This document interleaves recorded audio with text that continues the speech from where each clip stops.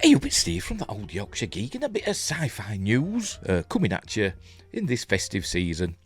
The last Starfighter, Wyatt Russell, remember the son of Kurt Russell, remaking the 80s most underrated sci-fi action adventure, because it's a question, it's from Giant Freaking Robot, so take it with a pinch of salt. But let's get into it and have a look, shall we? Prepare for target light pack of Starfighter. There we go. Giant Freaking Robot, Jason Collins wrote this, and there's the Gunstar, the main ship in The Last Starfighter. Right, off we go. Wyatt Russell, the son of legendary Kurt Russell, just recently starred alongside his father in the new show Monarch Legacy of Monsters, which got off to a great start. It's halfway through now. Got off to a good start, but the last 2 episodes haven't been that good. But he's been good in it, and Kurt Russell's been quite good in it as well. But the rest of the cast, not so much. But anyway, he recently disclosed that he'd be more than happy to remake one of the 80s most underrated sci-fi action-adventure films Hollywood has ever produced, The Last Starfighter. According to Gizmodo, both Wyatt and his father would be interested in the remake. I wonder why. Why that particular one? Maybe they're just fans. And there's Wyatt Russell. In Monarch, I do believe. Both Kurt and Wyatt Russell recently spoke about their experience on Monarch Legacy of Monsters, and the duo entertained the idea of a property they'd like to remake. Interestingly enough, both Russells have expressed their desire to remake the 1984's classic The 1984 classic sci-fi action-adventure film, The Last Starfighter, which was only seemingly forgotten by Hollywood, but not by fans. It's got a big following. The truth is that many have tried to revive the IP through series or film, but to no success, leaving The Last Starfighter stuck in 1984. It was a very early film with CG special effects, and like I said, they look dated now, but at the time they were pretty amazing. And they still work, but you are looking at it through modern glasses, so to speak. But it's still a great film. And there's the poster art. Perhaps Wyatt Russell will have more luck than those before him now that we've got to see both him and his father geek out over the iconic IP.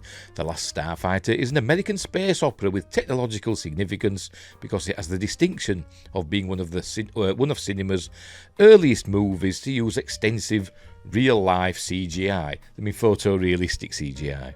That's what they're trying to say. To depict its many starships, environments and battle scenes. It was only rivalled by Disney's Tron in that regard. Really, it did more CG than Tron. A lot of the effects that you see in Tron, there is some CG in it, obviously, but a lot of it is traditionally animated stuff, and you can tell the traditionally animated stuff, and some of it is like trick photography and coloured lighting and stuff like that, weird, in-camera effects and stuff like that. And it was essentially shot in black and white, to be honest.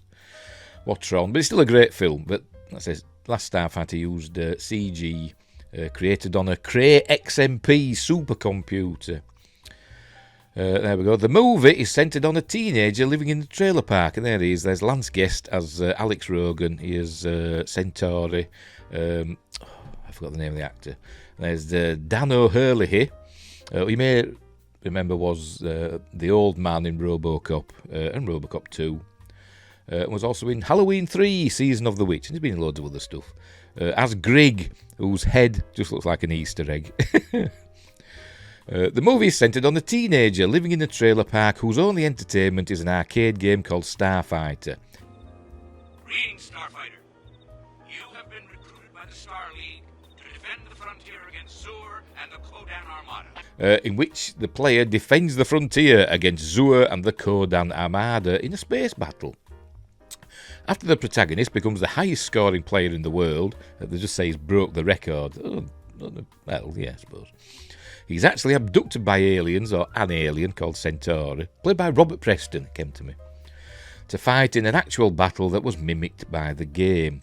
Admittedly, this kind of scenario is every sci-fi fan's dream, and the movie makes very good use of this trope to deliver a reasonably good narrative, so it's not entirely strange that Wyatt Russell shows interest. But he's not exactly a teenager, is he, to be completely honest? It's also unsurprising that Kurt Russell expressed interest in The Last Starfighter, given his appearance in various sci-fi releases, such as The Computer Wore Tennis Shoes. That's going back, isn't it? Now You See Him, Now You Don't, The Strongest Man in the World, The Thing, which everybody knows him from, Soldier, which was an early Paul W.S. Anderson film, wasn't it? And many other releases, like 1994 Stargate movie. And don't forget, it was in Guardians of the Galaxy Volume 2. Don't forget that. Which inspired the same name series, and the series which was actually better than the movie, in my opinion.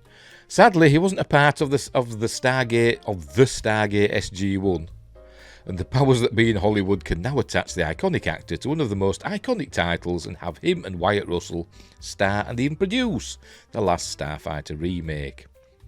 Despite it being largely forgotten by modern audiences, The Last Starfighter was very well received by audiences and critics, and this success warranted a massive number of various adaptations, including a musical, several novelizations, comics, games, and even video games. Considering that we're living in an era of remakes, the modern computer graphics and advanced visual effects, paired with some of the biggest names in sci-fi, such as Kurt and Wyatt Russell, the remake of The Last Starfighter could very well surpass the original film. Yes, it'll look better than the original film, but that's not really the point, is it? The reason why The Last Starfighter is, a well-regarded film among fans, one, it's a good story and a well-acted and well-visualised film. It's also the fact that a lot of, geeky fans know that it was an early, we'll have that on, it was an early CGI film, so we're like, we cut it some slack for its kind of ropey CGI, but it was amazing at the time, and fans realised that. Whereas a normie coming in would just say, oh, them effects look rubbish. But we're still thinking, they were great for the time, so we cut it some slack. I think if they did a remake now, I don't think it'd be held, unless it's an amazing film, which it could be. But I don't think they'd cut it the same slack, to be completely honest. It'd have to be a really, really good story, because we know the visuals, would be a lot better than the original, and they'd be like, they'd be amazing, wouldn't they, if they had some decent money behind it. But it'd have to be a really, really good story to engage the audience, rather than just a CG fest.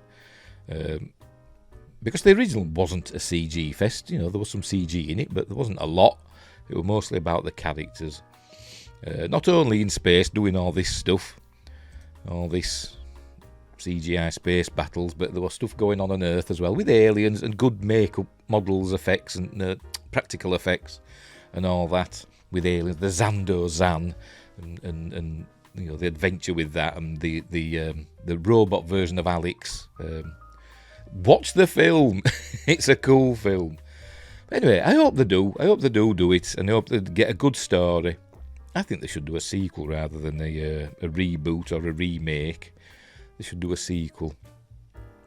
Alex Rogan is training. He's become old. Get Lance Guest back. I think he's still around, isn't he? Sure he is. He's not that old, is he? Get Lance Guest back as Alex Rogan, and he could be training a new lot of starfighters.